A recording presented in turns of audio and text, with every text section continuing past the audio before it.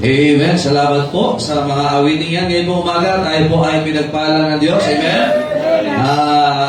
Pag pinag-usapan po ang scriptures, sabi ko, hindi ko madala yung mga lahat ng member po pagka Conference San Pedro. Saka sa King James Bible Conference sa Los Baños. So, dalhin po natin yung aming teacher dito. Amen. So, napaka-wise to, di ba? Amen. Alam mga kapatid, maunawaan yung mga pastor. Kami, gusto namin dalhin yung mga membro pagka may mga mahuhusay na conference.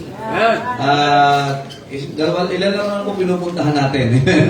Amen. Kaya hindi namin kayo madala. So, pag umabsent ka pa at may sarili tayong conference, ay parang nanagutan mo na sa Diyos yan. Amen? Pero may umaga ho, tayo pinagpala ng Diyos. Amen? Ang ating pong tagapangaral, tagapagturo ngayon ay teacher namin. Amen? Nakapasa naman po kami. Sabi po sa office. Ano, salamat sa Panginoon. Di sa mga pagdating, aside from pastorate, sa mga teachers po na sa Bible School, pag sinabing King James Bible, isa ho siya sa mga alala po talaga natin. Salamat sa Panginoon that we have the pure, the inspired, preserved, proven, powerful King James Bible. Amen? Kaya tayo Baptist, doon ang King James. Amen? Kaya po ngayon po umaga ho, tayo po ay ready natin ating sarili. Amen? Mahaba ho ang oras natin. Amen? Alam ko na yata sila natapos sa silang nun eh. So, sulitin natin ito. Minsan lang naman. Amen? Karamihan dito, umabsent na kayo sa school, umabsent kayo sa trabaho, sulitin po natin ito. Amen? Alright, let us call our speaker this morning, Pastor Arnold Vallejo.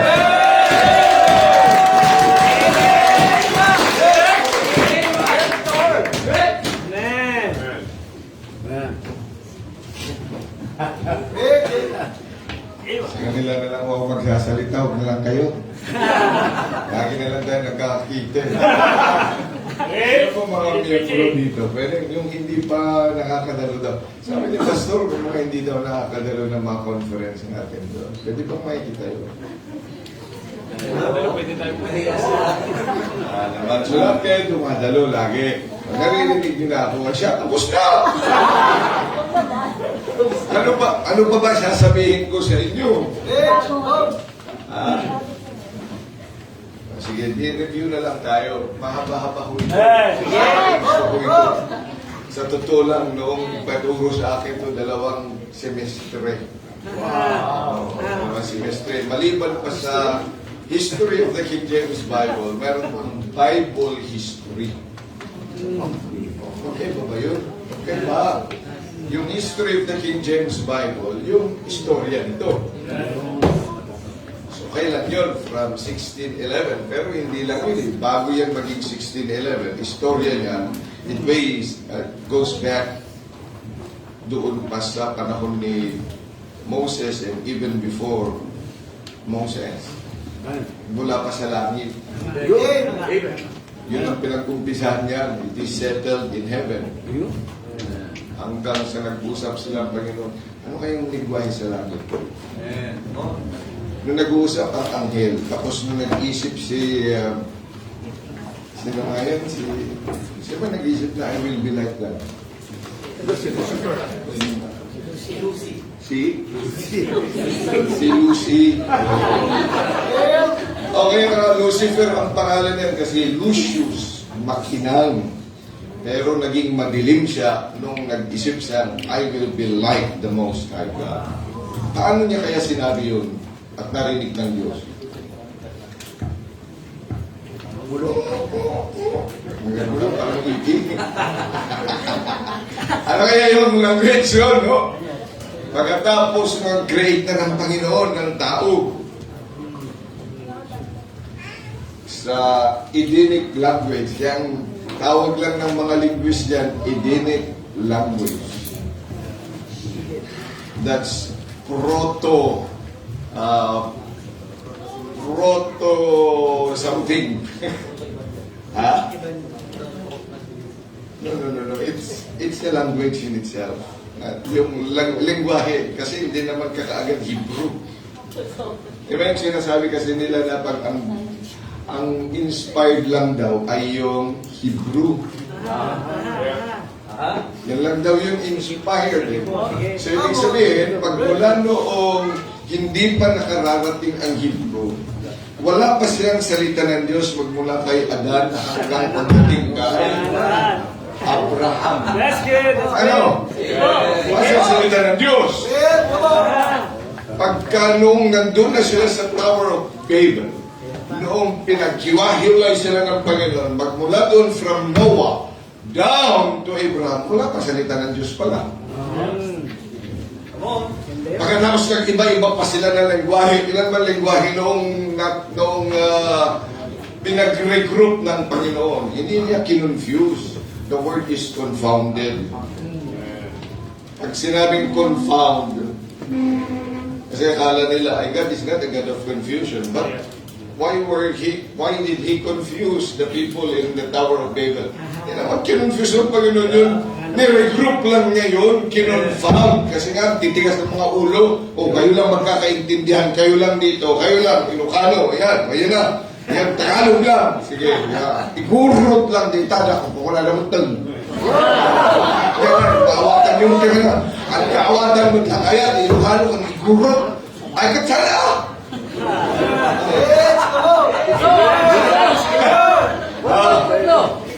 Ngayon, ang kaawatan naman lang ni Joy. So, ang kaintindihan ka, kanino ngayon yung salita ng Diyos? Kung hindi nag-translate ang Panginoon.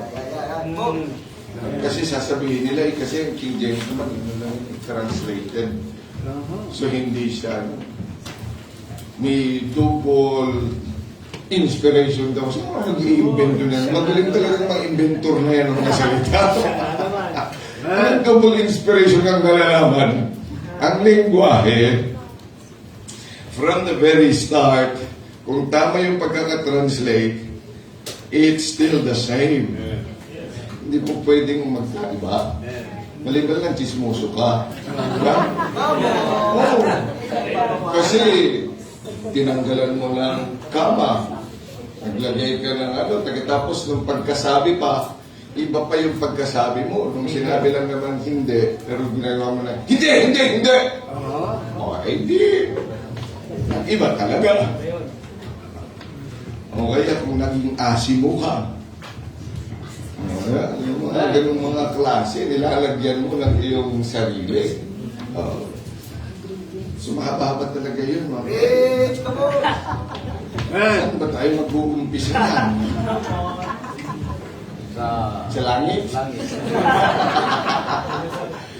Pagkatapos nung i-translate yan, hindi lang naman yung Hebrew at saka yung Greek at Aramaic ang inaral nila. Even before that, there were already English translations. Nagta-translate na sila noon, baka kaya lang ay incomplete. So what did the translators of the King James did or do? Eh syempre tinignan nila lahat yun, kinonsider, kaya nga po yung translation. They considered all other translations para mapagtagni nila kung ano yung mga noong panahon nila na wala pa sila, pero pinag-uusapan na yan. Para makita nila yung konteksto. At sa panahon na gagamitin na nila yung common language, which is what we call the King James or Elizabethan language. Ito na ngayon, ito yung common language ng tao. Kasi iba't ibang klaseng lingwahe, di ba? Pag scientist ka, iba yung lingwahe mo. Pag ikaw ay IT, di ba? Iba din ang lingwahe mo. Kaya yung doktor at saka yung lawyer, hindi nagkakaintindihan masyado yan. Kasi iba yung lingwahe nila eh. Kaya nag-aaway yan.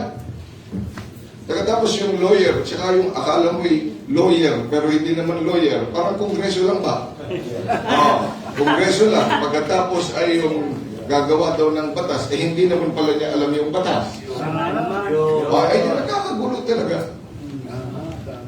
Kaya saan tayo pupunta? sa Supreme Court. O ngayon, edi, tapos sila. So, yan makikita natin na dapat ay nauunawaan natin na hindi yan, kaya hindi scientific nga talaga pagkasulat ng Biblia, pero scientific yan. But the language is different. Siyempre, hindi naman niya sasabihin na, and the anatomy, and God created with the anatomy of. Grabe pa niya yun. Pero ano ang salita ng Panginoon? Created man. Mayroong mata, ilong, on the same places, di ba? Sinabi ba ng Panginoon, create ng Panginoon ng iisang mata? So, anatomy, di ba? Biology yan, di ba? Botany.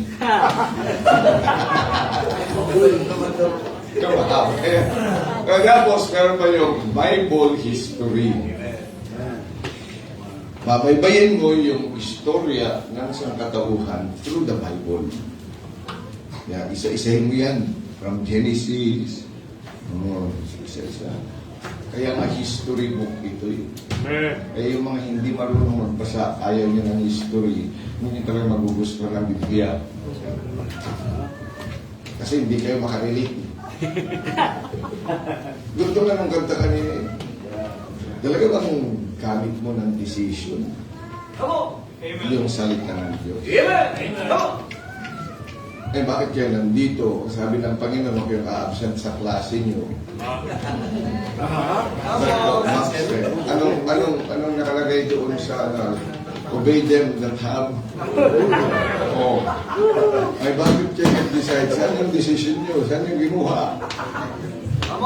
Ba't kayo nagsuot ng damit na ganyan eh? Kasi kakanta ko sa choir pastor, hindi ako makakanta. O yun, saan ka nagbakay ng iyong decision? Yung girlfriend mo, saan mo siya kinuha? Ay, saan mo siya kinuha? Anong batayan mo? Ikaw na hindi nagpo-full time, tinawag ka naman sa Diyos, nakita mo yan. Anong batayan mo? Ba't ka nagdadalawang isip? Ganda-ganda nung kanta. Papaluha nga ako. Sabi ko, that's really what we lack today. Kasi sa mga tagalang panahon na ako'y tuturo mapatungkol dito, many people really agree with what I say. Pero may kakulangan. Dami din naman nagamit ng King James. Diba, mga kapitbahay natin, may King James. Si Eli Soriano, King James din. Si Kibuloy din. Ang sino pa ba? Ano yung adventure? Okay. Yun, mga morons. Diba? Ayan. Sila naman nagamit dito. Maraming mga Bible Baptist nagamit din dito. Wow.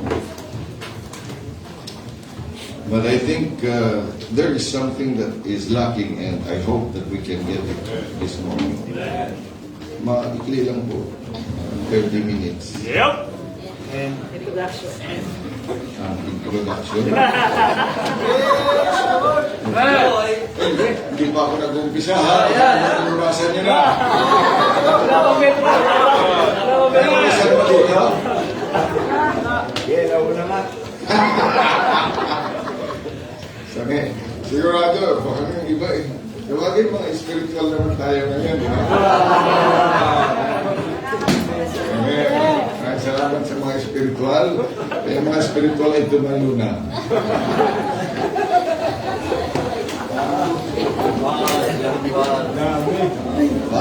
Amen. John chapter 10. Masarap talaga mag-preach kapag walang time limit.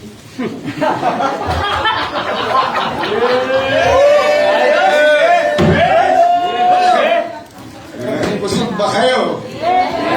Dalawa lang talaga ang preaching dito. Dalawa lang. Ba, galing na ba? Pwede. Pwede. Pero mas mahal yun.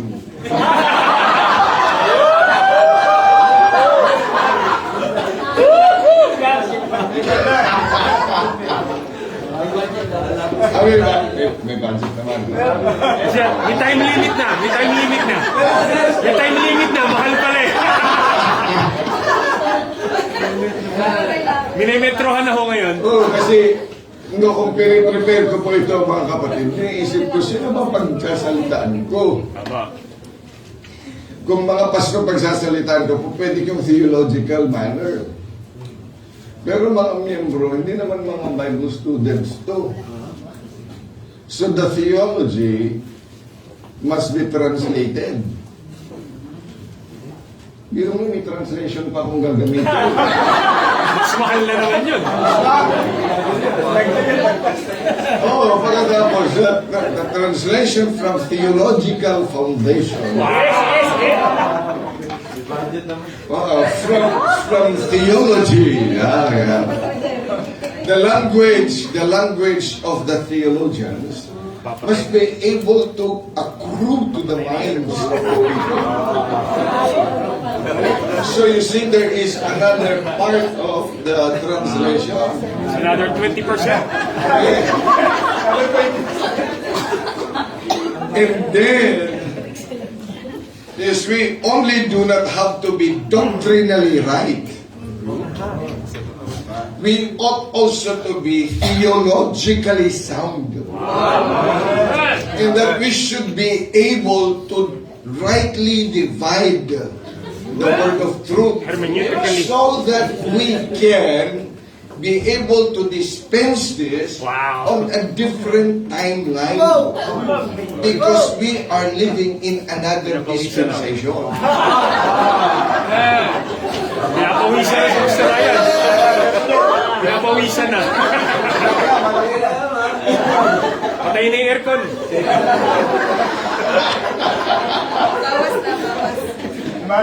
Pagkatapos, makikita natin yan. You know, from that structure, Wow.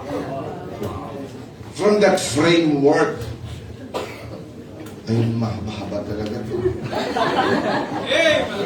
Simula ng intro. Kaya, pero tatlong bahagi na lang. Wow. I came to a point hindi apat pala. Di ba bibigyan yun 3 or 4? Sabi naman with the 3 transgression of Samaria and 4. And for 4. Biblical yun. Kaya yung ibang mga pastor, yung last point, ang daming mga other points. Okay. John chapter 10. Isang verse lang tayo. Amen? Sa isang verse lang, kayo parang nag-exit. Kasi, yun lang yung magkakasya sa ating isip.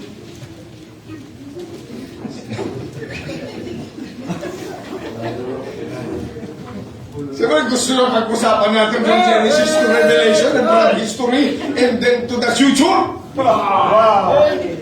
Hindi talaga tayo matatapos. Yun lang, ito lang. Yun lang yung magkakasya. Tapos doon sa verse na yun, sa John chapter 10, hindi yung buo. Hatiin pa natin. Tapos doon lang tayo muna sa may dulo. Amen? Muna. Sa susunod, kung bubuhayin pa tayo ng Panginoon. O kaya, di sa langit na natin pag-aralan yun, di ba? Amen? Okay. Ano, inip na kayo? Natanggal na ako ng nervous kasi ngayon ko lang kayo nakita na. Nervous din. Nervous din kayo. Eh, siyempre, mga bagong mga mukha, hindi ko alam kung ano nasa isip nyo. Sabi nga, alam nyo, sabi nga, pag yung pastor tumayo dito, tapos 100 people, there will be 100 different minds. Pagkatapos ng mga pinanggagalingan ng mga yan, hindi ang hirap talagang bakbakin yan. Mamaya-maya, pag nasa kalagitnaan na, may mga paganyan na. Eh, paano pa yung mailalagay yung hindi ka pa nakakarating sa culminating doon sa pinakapuntos kasi pinakahuli yung puntos. Yeah. Bago mo tumbukin yun eh, tulog na. Pagkatapos habang nagsasalita, ang dami pa niyang naiisip, kada salita mo, may rebuttal yung iba. Tama. At hindi lang yun. Yung sinasabi mo seryoso, napapangiti siya.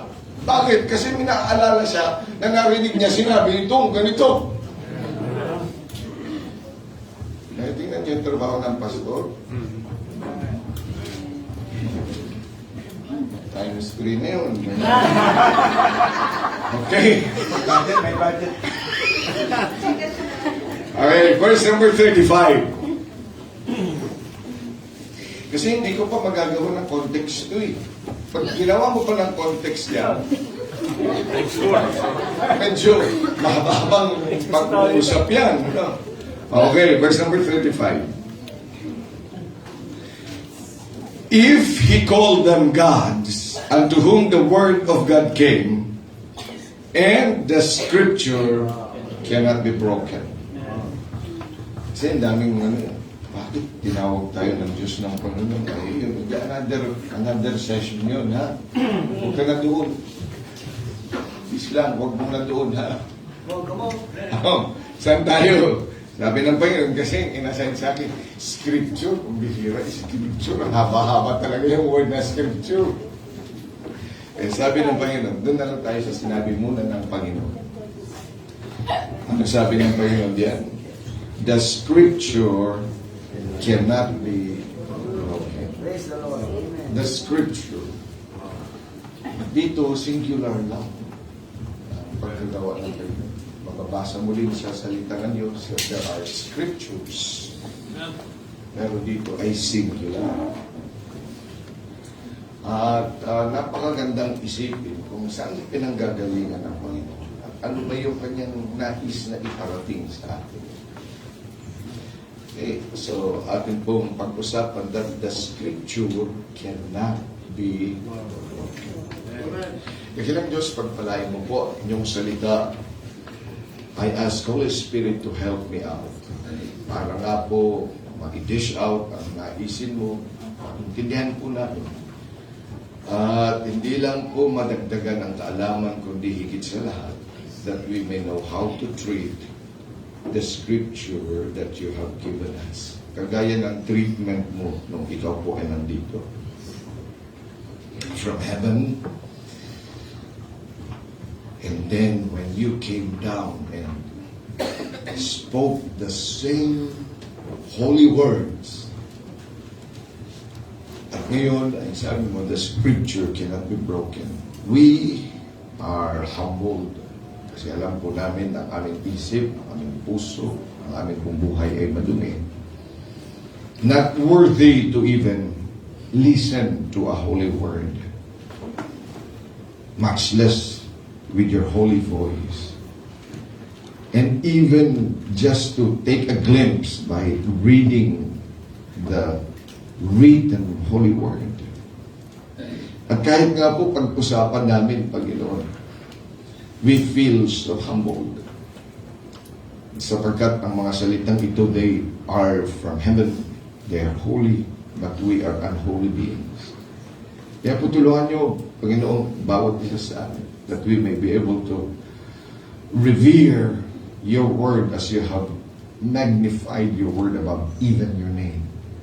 Maraming salamat po sa pagkakataong ito sa pangalan ng Panginoong Jesus. Amen. Then please take your seats. Well, scripture. Una po ay ilay down muna natin ang kaunawaan natin. Kaya po script. Dahil written. Again, the Word of God at first came to us via the voice of God. So He talked. He spoke. Kaya naipag-usap siya sa mga anghel. Naipag-usap siya, sinabi niya kay Lucifer, thou art fallen. You see, he spoke the word. And that was in heaven. That was long, long ago. Wala pa tayo, wala pa sa liputan. Ay nandoon na. Hindi pa na-create si Adam. God was speaking. And we had a glimpse of it. Amen? Doon sa usapan nila, doon sa sangkalangitan.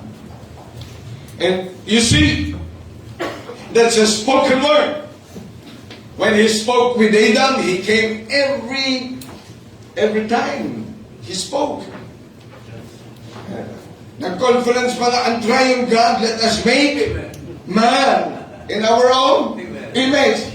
Oh, ano na namang lingwahe kaya yun? In fact, sabi ni Apostle Paul, hindi nga tayo talaga nun. Yung mga narinig ko, it's unspeakable words. Hindi ako worthy para pakinggan yun. Kasi alam niya makasalanan. So God has spoken. At siguro kapag nagsalita talaga ang Diyos, if you are unholy and you are nothing but a dust, masisira ka talaga. Not only that, when we see Him as a light, mabubulag tayo. Pero you see the spoken word. Remember that when He said, let there be light, and there was light. How powerful was that voice? How powerful was that spoken word? Tayo hanggang wish na lang. Wish ko talaga lumiit ng kontingan kasi kanina pa ako nila na may grand. Wish ko lang.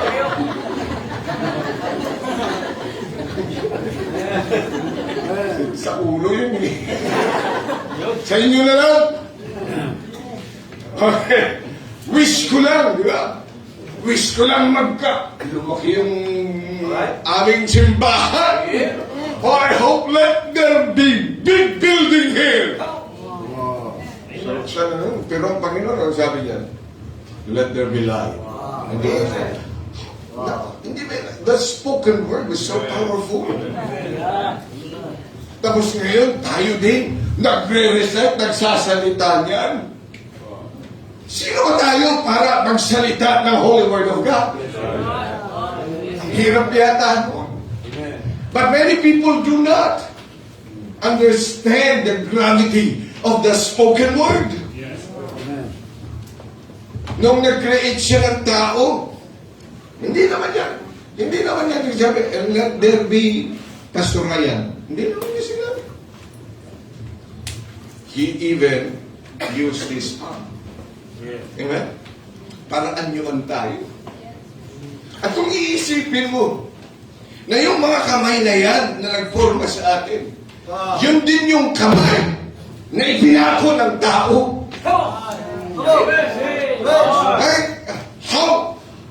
How sinful we are in the eyes of God. Pagkatapos, wala tayo doon sa crucifixion. Pero yung bawat isang kasalanan mo, naiisip, nalagay sa puso mo, lahat ng mga yan, yun ang dahilan bakit ipinako ang aking Panginoon. Yung mga kamay na nagporma sa atin, yung kanyang salita na nag-provide sa lahat ng sa atin, yun din ang ginamit ng marami para siya ay parusahan. See how sinful we are.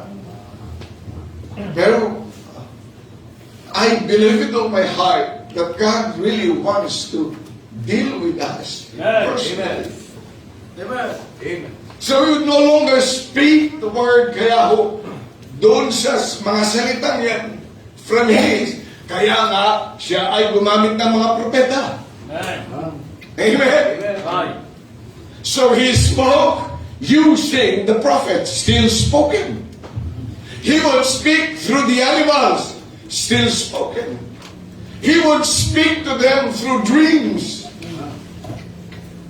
At sinayutay-utay, kinapakita ng Panginoon ang kanyang plano sa atin. Ang mga ginawa niya at ang mga plano pa niya para tayo ay mapabuhat, mapaganda ang ating buhay. Amen. Pero nakikita rin ng Panginoon that as people are prophesying, may mga false prophet pa rin. Pero ito mga sinungaling na ito. Tanda ko nga doon sa panahon ni Micaiah, di ba? Dahil sa mga propeta against 400 prophets. Have you read that? Di ba? Paano ba natin yan aayusin yan si Ahab na yan para yan ay masira na talaga. And I will be there as a lying spirit to them. Kaya anong ginawa? Hindi lahat ng mga propeta nung mga yun ay mga they don't lies. Maliban sa isa. Tama ba yung aking history? Mga Sunday school teacher, tama ba yun?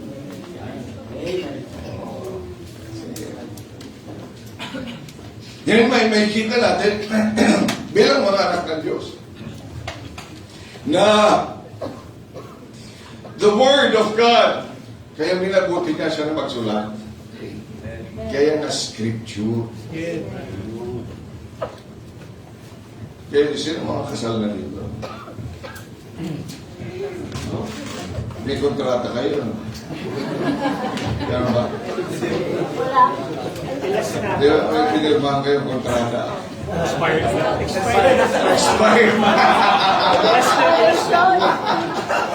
Hindi yan na-expired. Oh. Tingnan ninyo. Ang dami nga nangalako, di ba? Oral spoken things can be changed at any time. Sabi ko nga rin doon sa office, sinasabi mo na sinabi ko yan, nasa ng kasulatan.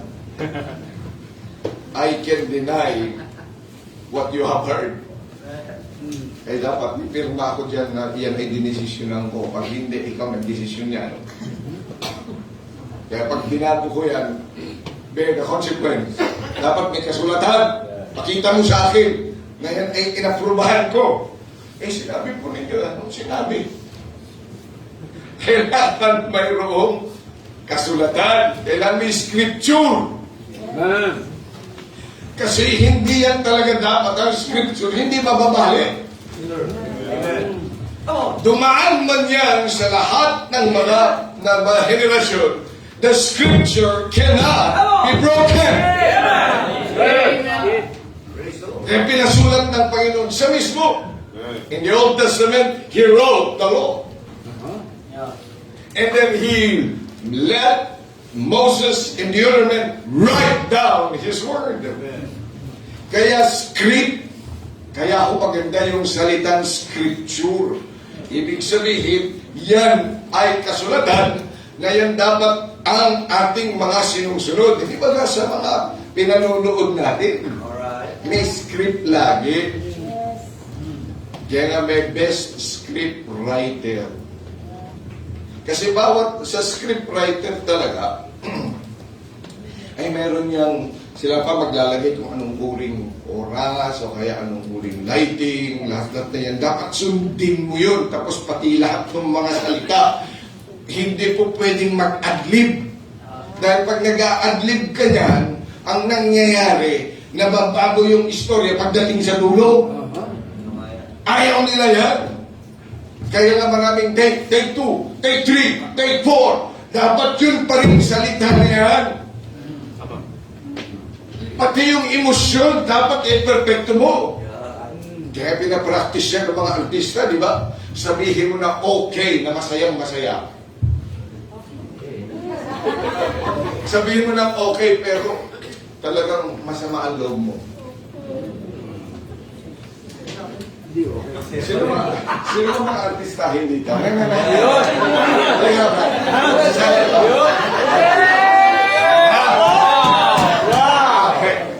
Sabihin mo lang, ang saya sa'yo, tapos okay na okay. Sabihin mo, pero isa lang salita, okay. Okay. Tingnan mo sa'yo masaya. Masaya. Okay. Ayun, may, okay, parang okay lang siya, pero hindi ka pa naman talaga satisfied. Okay. Sinabi mong okay, pero nabasted ka. Okay.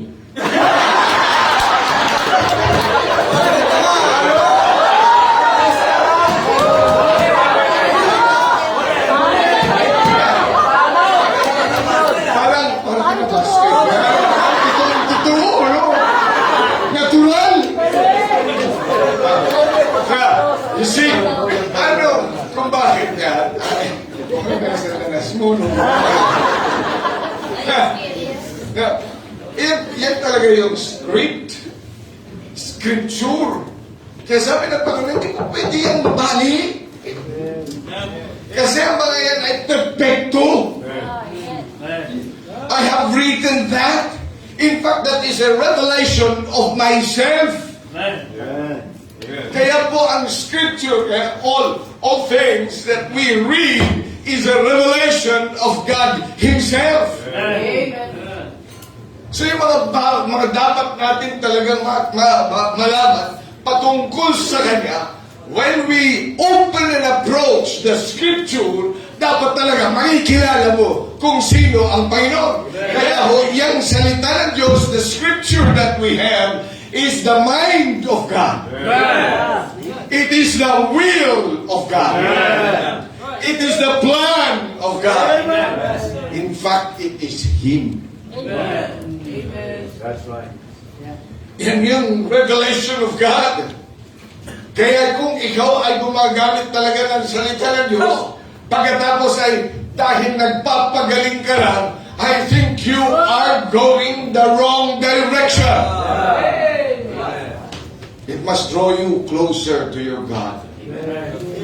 You should become more godly. You should become like God. Kaya nagiging, sabi mo, ikaw ay King James Version at here, dapat ang buhay mo King James Version. Dapat ang salita mo rin ay King James Version. Whence comest thou?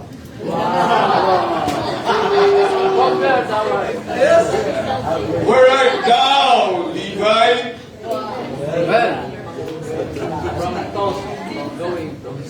From going to and from.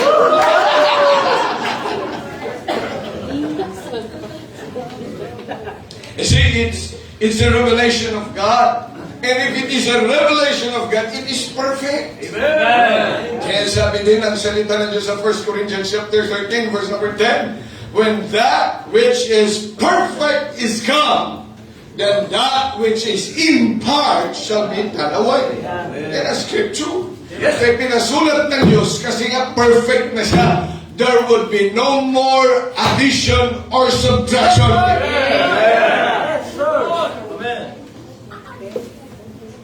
See, pag perfect, ibig din sabihin, walang mistake. Kaya doon pumapasok yung tinatawag nating inspiration. Amen.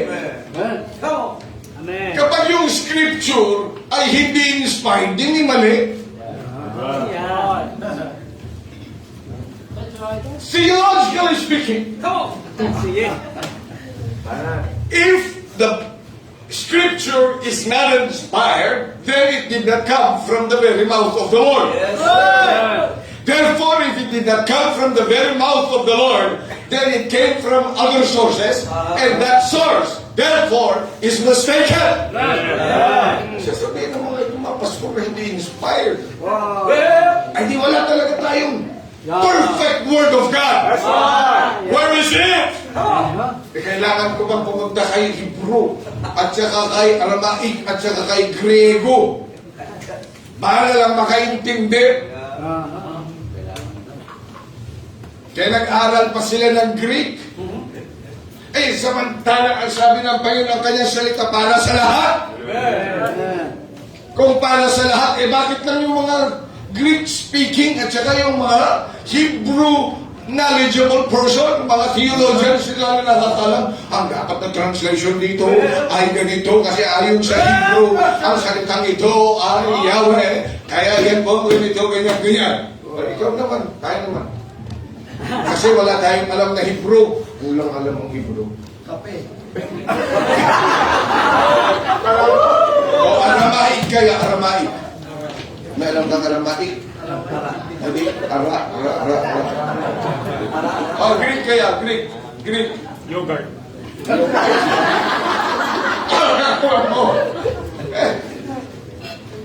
Ikaw-awa talaga tayo hanggang ngayon.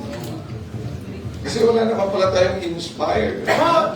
Pag hindi inspired kasi ibig sabihin may mistake, kaya hanapin mo, tama kaya ito. Lagi na lang pag nagbasa ka, tama kaya ito? Ito kaya ay galing sa salita ng Diyos. Yes, sir. Baka naman isiningit lang nung iskriba at saka inilagay lang dito nung mga priest. Baka naman ito ay idinagdag. Baka naman hindi talaga. Oh. Ay, lagi ka nagbabasa ng salita ng Diyos. In the beginning. Totoo kayang in the beginning ito. Baka naman in the beginning. Ano kaya ito? Or in the ano kaya yun?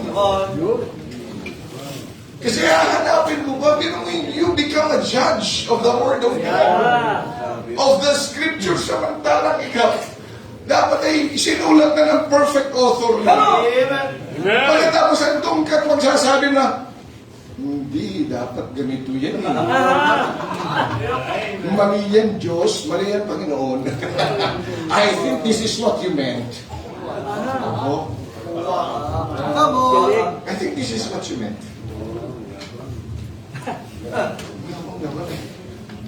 Ang Biblia, revelation ng Diyos. Wala ka pa noon. So it is perfect. It is infallible. It is infallible. It is wow! Praise the Lord! Meron tayong mga salitang inerrant. Nasa naman sa Bible yan. Nakalagay ito ng inerrant at saka infallible. Ano yung inerrant?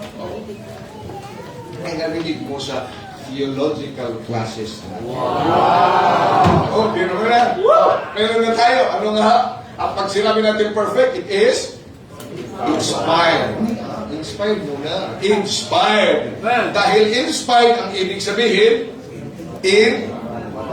infallible. Hindi magtuturo na mali. Amen? Meron na kayo, dagdag na, dagdag sa CV. Oo, para sabihin mo din, nagkagaling-galingan ito. Oh, the word of God is infallible. Hanggang doon ka na lang. Okay na, ayos na. At least meron ka na alam. Gagaling naman nila. Gusto nilang meron daw tayong alam. Wala lang naman na. Yung mga taga-CBBC, wala namang alam yan. Kundi magsumbili. Praise God. Oo, meron naman, inspired. Meron pang pangalawa, infallible. Ano ibig sabihin ng inspired? Not only infallible, inerrant pa yan.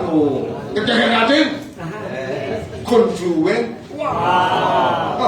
Ano naman yung confluent na yan? Galing sa CBBC yan.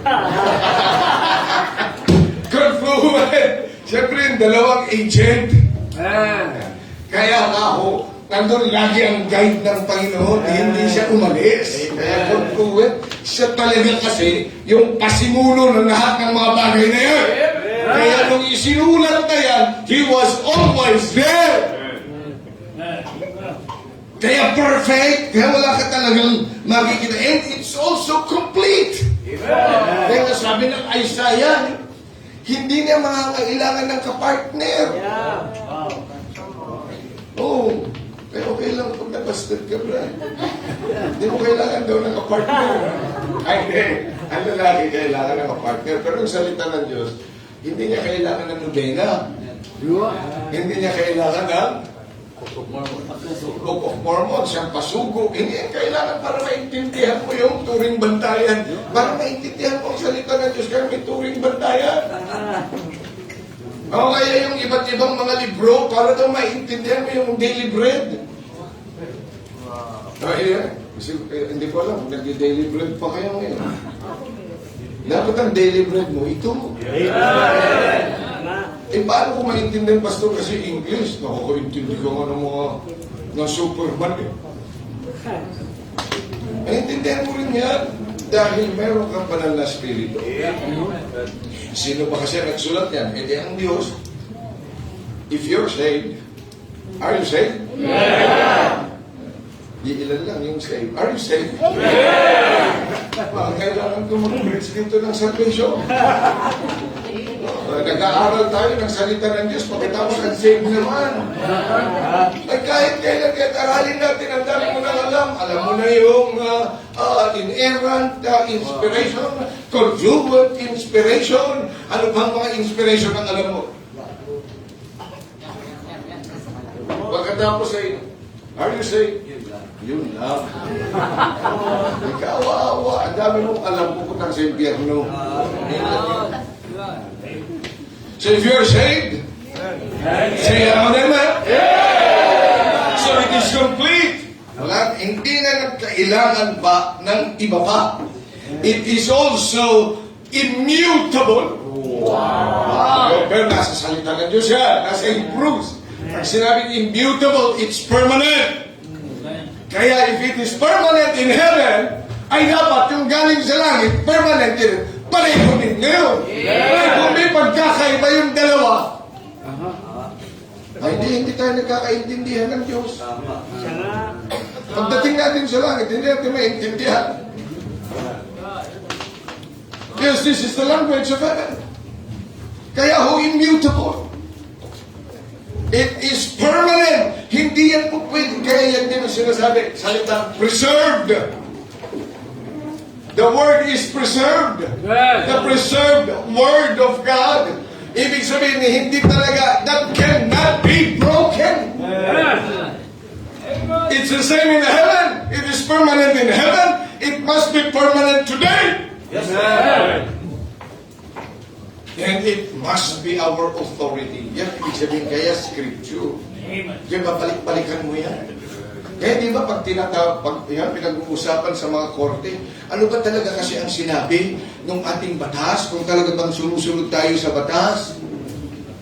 So babalik-balikan mo yan. Kaya nga meron tayong verses na sinasabi, ano ba talaga kasi ang sabi ng Panginoon? Bakit sabi ng isang pastor, na narinig ko, tapos nilaikan pa ng maraming mga kapastoran din at saka mga missionary, that it is not your going to church that make you a good Christian, but your life outside the church. Tapos naglagay ka pa ng love-love. Naglagay ka pa ng life. Dapat nilagay mo doon ay angry. Dahil hindi totoo yun. Ay, hindi ba totoo yun, Pastor? Hindi na totoo yun. Sabi ba ng Panginoon, forsake not the assembling of your... Pagkatapos sasabihin ng isang putong lupa, hindi yung pagpunta mo sa simbahan, ang nagiging mabuti kang Kristiyano, kundi yung buhay mo sa labas. Kung mabuti kang Kristiyano, napunta ka ng simbahan. Kasi naman, Pastor, maraming napunta sa simbahan, pero hindi naman magandang buhay. Wow, ha? You're a good judge. Ano bang ginamit mong salita doon? Dahil ginamit mo yung judgment mo doon sa kanilang buhay sa labas na hindi ka pareho sa'yo. Dapat ang judgment na gagamitin mo ay yung salita ng Diyos. Sabi ng Panginoon, forsake not the assembling of yourselves together. Kasi natin yun, Hebrews 10:25. Bakit ka pa-absent? Kung matino kang Kristiyano, di dapat lagi ka nandun. Kahit na may sakit eh. Dapat talaga, babalikan mo ano ba sinabi ng Panginoon diyan? Sa tithing, for example. Ano ba sinabi ng Panginoon talaga yung tithes na yan? May tithes o wala? Meron. Kaya nga witness yung tithes. So, ibig sabihin, iba't ibang uri ng tithes. May tithes dito. Marami yan. Lahat ng blessing ng Panginoon, dapat talaga bigyan mo na 10% sa Panginoon.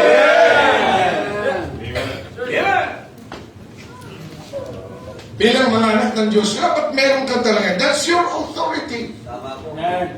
Kaya yung kata kanina, may decision in life dahil lang sa Biblia. Ang decision ko sa mga ginagawa ko to. Kaya brinake ko yung ito.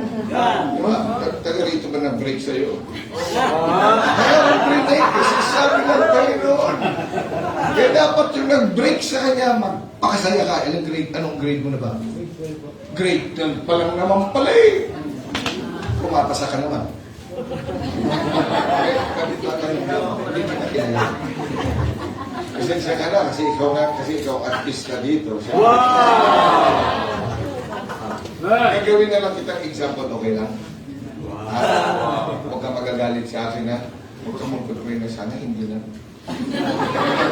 Okay? Friends, higher peace. Papastor ka ba? Hindi yung ka na. Pero nabasa mo na na tinatawag ng Panginoon.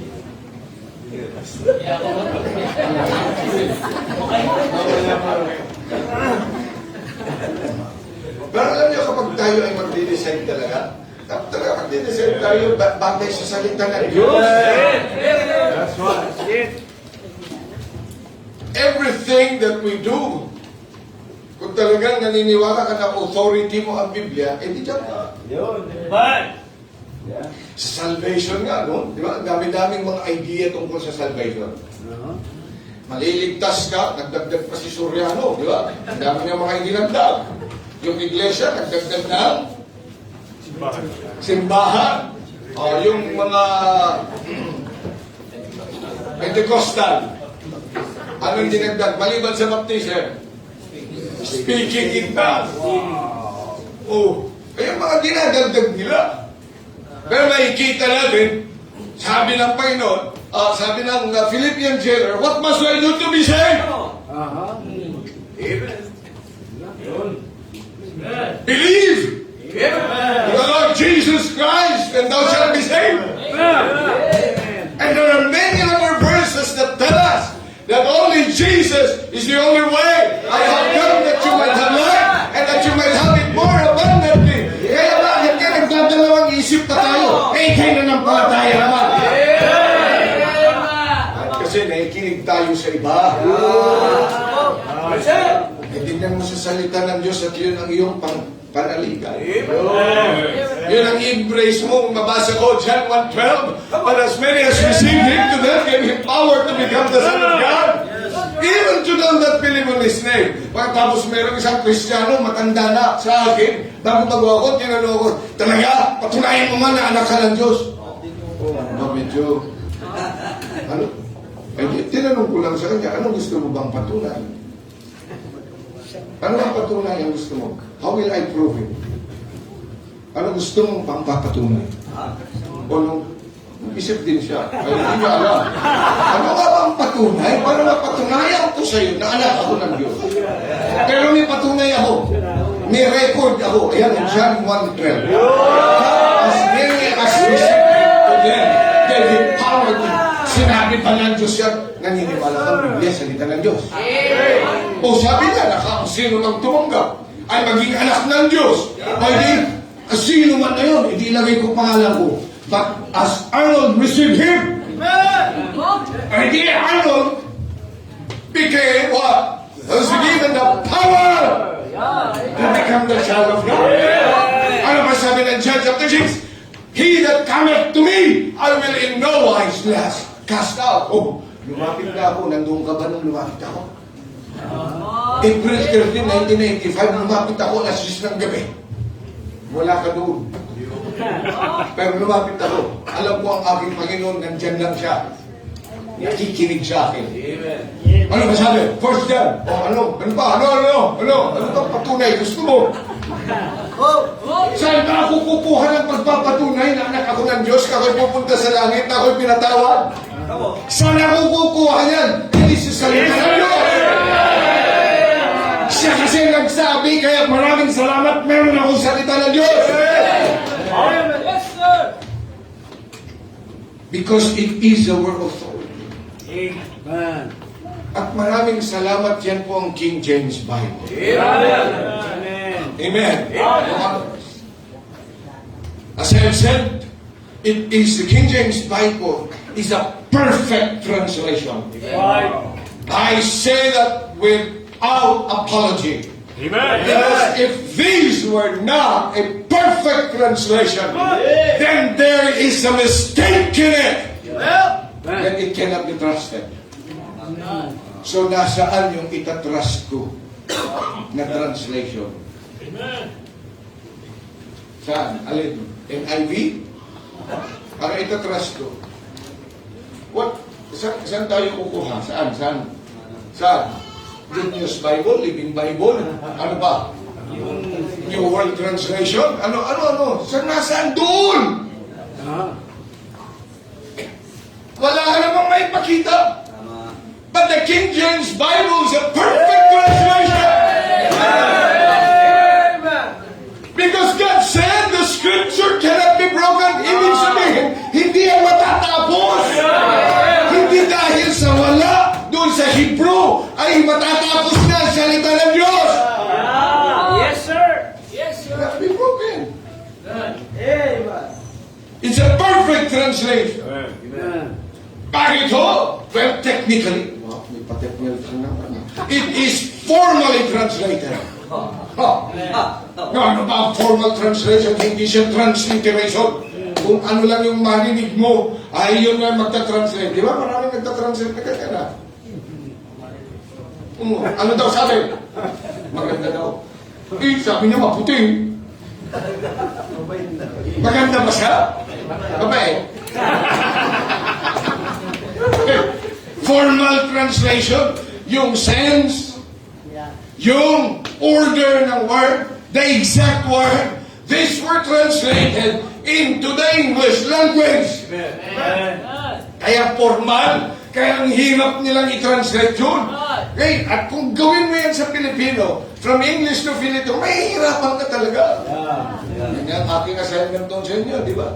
Sige nga, i-translate mo sa English, pang ilang presidente si Marcos? How many, hanggang ngayon? How many president? Hanggang ngayon, assignment, hindi pa rin sila. Hindi pa rin nila na ita-translate ng tama. Ang hirap naman talaga yun, exact na translation. Kasi hindi kaya ng ating lengguwahe. Pero kaya ng English language from Greek and from Hebrew. Dahil yun ang pinili na ng Panginoon. Because our Filipino language is still so small that we cannot really perfectly translate. English nga lang. Are you ordained or are you elected? Ano different? Elect ba talaga yan? O ordained? Paano mo itagalog ang elect? Binoto. Yeah, elect. Yeah, elect. Hinalal. Ordained. Tinalaga. Pareho lang yun. Kaya ano gagawin ng isang Pilipino? Ordinahan. Gawin na natin ordina. Convict.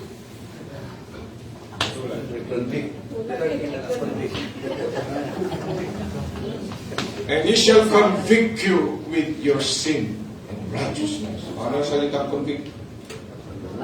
Kaya sabi niya, convictito! Ano ba? Yeah. Ngayon nga, kasi imperfect pa yung lengguwahe. Amen? Hindi niya kakayanin yun. Masisira yan ng language. Kaya tingnan nyo, nangyari ngayon sa atin. Merry Christmas. Ano yung spelling? Hindi, Merry. M-E-R-I. Merry Christmas. Yan naman transliteration. Pero formal translation ang ginamit niya. Kasi salita ng Diyos. It's a holy word.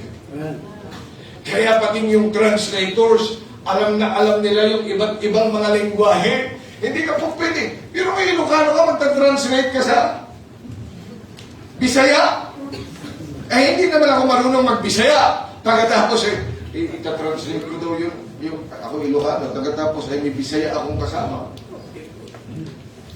Hindi, sasabihin ko, din. Ayun pala, idinin. Ayun pala sa Bisaya, ay doon. No? Saan pala? Saan? Saan? Magkakaaway talaga yung dalawa. Pero ito pa, translators ay pinili Yeah.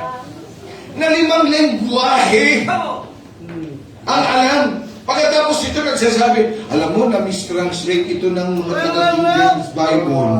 Na dapat ang tamang translation. Bakit? Alam mo, ilan bang lingwaheng alam mo? Yung mga ito, alam nila Kali. Alam nila ang English. Alam nila ang Hebrew. Alam nila ang Aramaic. Alam nila yung mga cognate languages. Pag sinabing cognate languages, mga lingwahe bago pa mag-Hebrew. Mga lingwahe bago pa mag-Greek. At hindi lang alam, kundi nakikipag-usap sila. Parang nung panahon na yun, pag ang kausap nila ay yung mga Aramaic, they can speak, and they can write, and they can read. Tapos itong mga ngayon bago pa lang 3 taon pa lang sa Bible School, alam lang Ecclesia yung ang mo ay sasabihin ito ang tamang translation.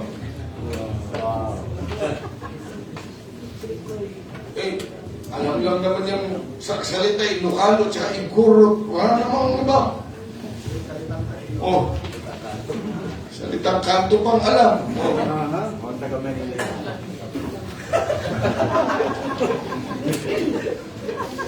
That's why we have the scripture today. The Word of God. Yes, it's a perfectly translated. Memorize sila sa King James Bible. It came from the pure text. Kasi noon, mga kapatid, marami. Mga pinanggagalingan din yan. Alam niyo din na marami mga false writers at false prophets. Pero maraming salamat na ang Panginoon, they guided them so that they will only get the pure text. And from the Antiochian text, ito lang yung mga ginamit ng mga anak ng Diyos. Amen. Kaya pure ang sinasabi natin, pinanggalingan yan. At sinasabi din natin, the literary is excellent. Tingnan nyo, pag kayo nag-memorya, pag NIV, ang hirap i-memorize, no?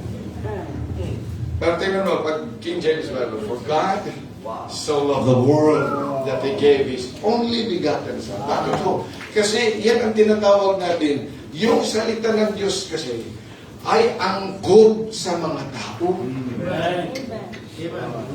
Kaya madali siyang i-memorya, ma-recite natin, at napaka-holy yung salitang yan. Tingnan mo yung ibang mga translation ngayon. Adam knew Eve. Anong nilagay? Aba, ay pambihira, magiging nagbabasa ka na ng tiktik. Tama yan. Dapat kong tandaan natin na yung perfect na translation ng Panginoon. And even that literary rendition makes it a holy rendition. Children, obey your parents in order. Kaya kapag nag-aaway, dapat talaga yung mag-asawa, husband, love your wife, even as Christ loved Himself. Wife, submit. Katabi niyo ba mga asawa niyo? Amen. Sabihin mo, wife, submit. Amen.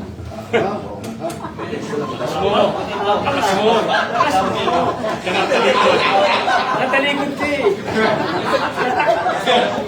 Ano sinasabi? So it is the excellence of it. Romans 3:23, for all have sinned and come short of the glory. These are perfect, literary, excellent translation.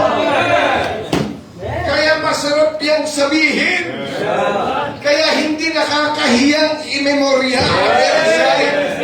Yes, sir. Hindi, mataas na uri na lingwahe. It is an Elizabethan language. It is a holy language. Ang pagkakagamit niya. And it is also a common language. Hindi siya kinakailangan na professional lang ang makakapagsalita niya. But even the unlearned can speak that with wisdom. Kaya yan po, nagpapasalamat tayo na meron tayong scripture, the King James Bible. And in fact, the King James Bible explains itself. Kaya nga, redundant yan eh, di ba? Paulit-ulit, no? Eh, siyempre, kung paulit-ulit yan, parang nanay lang yan. Kung hindi mo pa yung naintindihan, eh di may kalalagyan ka talaga. Ulit-ulit lang talaga yun eh. Kasi meron nag-i-edit doon kaklase ko, sabi sa akin, alam mo, napaka-redundant naman yan. Bakit din kailangan? Dapat ano na yan, baguhin na natin. Sabi ko, ano ka, Diyos? Kaya nga ni-redundant ng Panginoon yan para maintindihan mo. Redundancy is actually a built-in dictionary. Yes, sir. Wow. Akala kasi ng iba, malaintindihan mo ang Biblia kapag meron kang thesaurus, kung intindihin mo yan kasi may built-in na yan. Hindi pa paano yan pag hindi ka pala maghahawak ng mga lexicon. Kaya sasabihin ng pastor, okay, bring your lexicon on Sunday, letter A to Z. At pag-aaralan natin ang atonement. Andyan sa atonement. Andyan na yan. Dinefine na ng Panginoon ang atonement. Yes, sir. Nagbigay na siya ng mga example. Nagbigay na siya ng mga gagawin. Because the Bible explains itself. Amen. And there is no private interpretation. Yes, sir. Kaya pwedeng mag-isa lang ang King James Bible. Kaya pag may mga pastor na nagtaas ng ibang libro ako yung nagpapasalamat na si Dr. Ed, hindi siya nagtaas ng ibang libro. Amen. Amen. Wala siyang dala-dala, kundi ang King James Bible. Amen. At yun ang pinagpasalamat ko talaga sa Panginoon. Kasi marami akong nakakita ng mga pastor, ang sisikat din, pero alam mo kung minsan, ang dala-dala nila, sasabihin pa, ito basahin nyo, ito basahin nyo. Pero ang pastor, lagi niya sinasabi, basahin nyo Bible. Yes, sir. Yes, sir. Amen? Amen. Sana pag naging writer na kayo, pastor, basahin nyo nga ito. Ito ang aking mga isinula. Sana. Mga construction. Okay, sige. Alam niyo, napakaraming mga punctuation. Ano naman punctuation yan? It is, again, a self-explaining text. Kaya basahin mo pati yung kama. Dahil pag hindi mo yung nakikita, ang nangyayari, nasisira din tayo. Kailan ka ba dapat maligtas? Ngayon o bukas?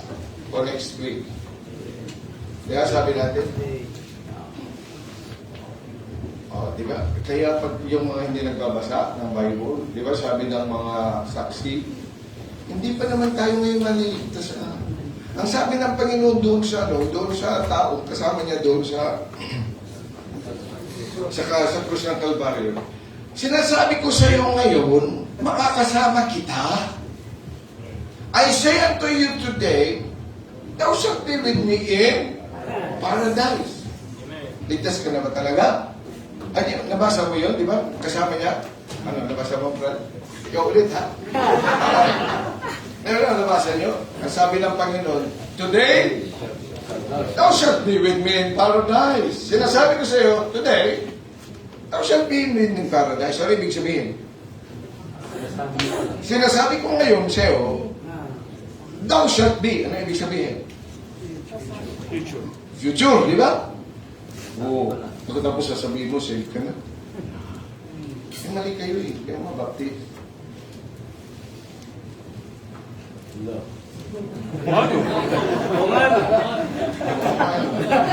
Luke kasi, chapter 23. Pero, kapatid, Luke 23, verse 43.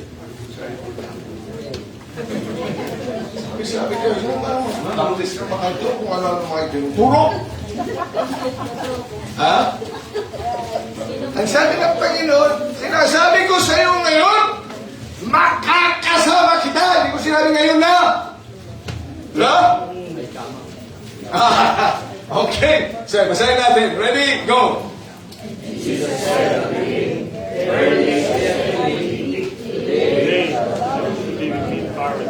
Okay. Nasaan yung kama? Di. Sinasabi ko sa'yo. Ay, yung mga yun na nagbasa, sinasabi ko sa'yo ngayon. Mali. Ay, hindi mali. Dapat ang pagkabasa niyan, buti nilang ni Kuwait. Dapat ang pagkabasa, sinasabi ko sa'yo, ngayon, makakasama na kita. Yes, sir. Lord. Para lang yung mga salita, I don't want to see you go. Di ba? Guys, I don't want to see you go, nakaganyan. So ano ibig sabihin nun? Ayaw ko makita umalis. Ayaw, dito ka lang, di ba? Eh, nilagyan mo ng kama doon siya. I don't want to see you. Kama. Go! Tama. Ano lang ang nag-differentiate? Kaya kayo mga hindi nagtitingin sa kama, lagi ka na lang, pag nag-prints ka, gusto mo nang humiga sa kama, dapat matuto ka. Kaya basta ng Biblia mo, hanapin ko yung mga punctuation marks. Good. Because it will guide you to a better place. Amen? And in fact, it guides us to misunderstanding. Tingnan niyo, pag binasa mo, ginagamit nitong mga ano lang, mga, sino to, mga naniniwala na nawawala ang kaligtasan, yung sa John chapter 15. Pag ikay nag-backslide, hindi outer darkness, sa John 15, kundi apoy. Oh, sino backslide dito? Pag kayo nag-backslide, sabi ng Bible, yung mga backslider, pupunta na. Sige, John 15. Tingnan mo, Brad.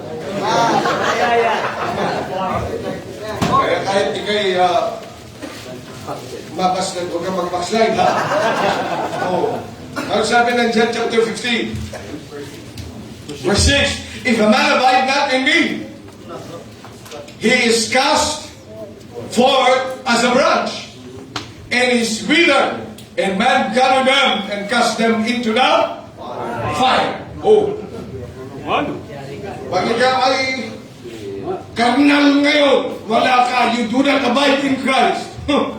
Aba, ay pupunta ka sa impyerno! Oh, akala natin, di ba, impyerno yun, no? Pero, pag binasa mong maigi, ano nakalagay?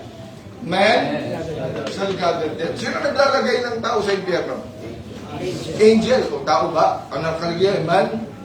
Di ibig sabihin, hindi impyerno yun. Yes, sir. Because angels put these unsaved to. Pero kaya nga, ang salita ng Diyos, redundant. Ang salita ng Diyos, napakahalaga. Yung mga salita niya. Yes, we have a perfect scripture. Amen. Amen. Amen. Praise the Lord. Kaya nagpapasalamat. Pero, with all its perfection, do we have the same care as the Lord had? Come on. Ang sabi niya, the scripture cannot be broken. So how did he care for the scripture? Look at Matthew chapter 21, verse number 42. Malapit na tayo. Matthew chapter 21, verse number 42. Ang sabi ng salita ng Diyos. Jesus said unto them, did you never read in the scriptures? Ito mga tatalino ng mga ito, ang dami nilang mga alam. Ang dami nilang mga alam sa kultura, ang dami nilang mga alam doon sa kanilang profession, pero sabi natin, did you never read? Ano, hindi ka nagbabasa ng Biblia mo? Yeah. Do you really read your Bible? Do you read it every day? Parang walang nasa ko. Yes, sir. Nabasa mo ba talaga yan? Do you have a Bible reading schedule? Na hindi lang paglinggo, kundi araw-araw na ginawa ng Diyos ay dapat may Bible reading ka. Kahit po yan ay hindi yung inassign ng iyong pastor na dapat ituro mo. Maraming mga Sunday school teacher ang magbabasa lang yan pag Saturday na. Maraming mga choir member kakanta pa ng the Bible stand. Hindi ko sinasabing kayo. Pero kayo yun. Kung kayo yung magbago kayo. Pero, ayan, tingnan nyo. Marami talagang, meron din mga Bible. Pero kailan lang yung nagbabasa? You read it? Kasi pastor, ang hirap maintindihan. Ang pinag-uusapan, reading. Hindi yan sinasabing understanding pa dyan. Pero kailan, papagbasahin mo. Amen? Kailan mo ba naintindihan yung mga supplement o kaya yung mga elements ng milk? Nung baby ka. Pagkatapos yun ang laging binibigay sa'yo. Sinabi mo, handali lang po, mama. Ano ba mga content niyang milk na yan? Let me understand before I take it. Wow. Ay, pag hindi mo naintindihan, sige lang. Well, tinanong mo na rin ba yung kanin na kinakain mo kung ilang carbohydrates meron yan? Ilang calories ba kayo? Ano carbon nito? Oh, ano mga sugar nito? Ano mga sugar content nito? Oh, nag-analyze ka bago ka kumain, mamaya na kung makakain ka. Pagkatapos taas pa naman ang blood sugar mo, tapos high blood ka pa. Sino kaya yun?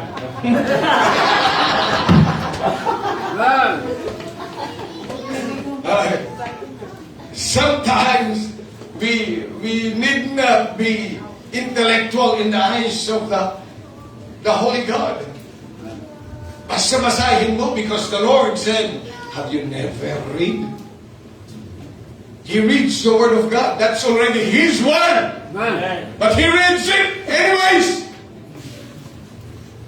Eh kung hindi mo naman salita, hindi mo man isinulat, ay ayaw mong basahin.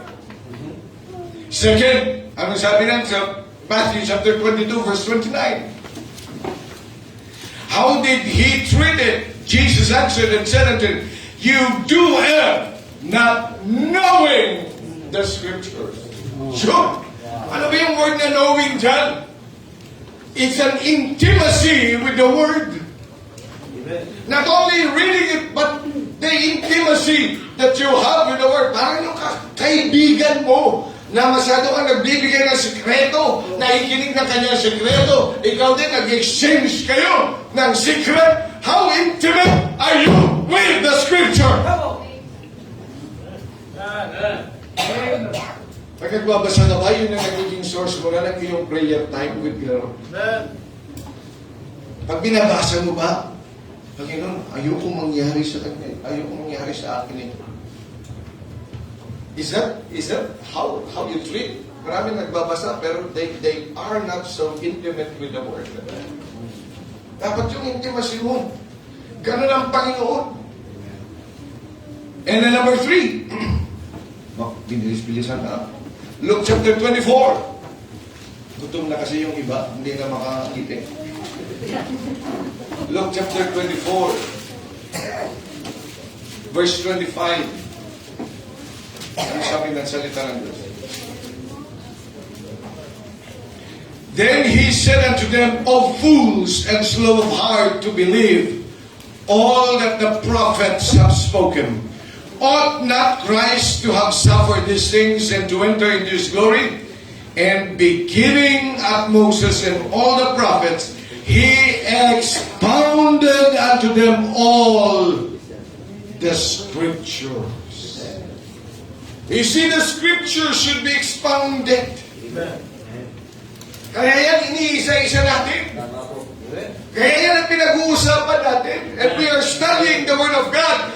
The Scripture cannot be broken. Yan yung paghimay-himay. Hindi pa pag may karne, hindi mo nilulunok ka kagad yun. Nalunok ka kagad pag may karne. Pagka bigay sa'yo yung fried chicken, gano'n? Hindi, ginumuya mo yan, di ba? Iniisa-isa mo yan. Pagdating ng fish, di ba? tinatanggal mo pa yung tinik. See, because that is really to expound it. That's the Word of God. Yeah. Kaya pag ikay nagbabasa, pag nag-increase ang yung intimacy with the Word, na-expound mo, nakipag-usap ka pa sa Panginoon through the Word.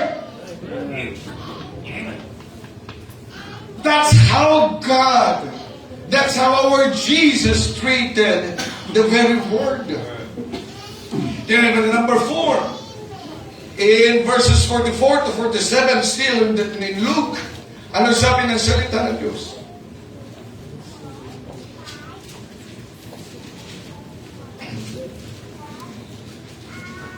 (44 to 47).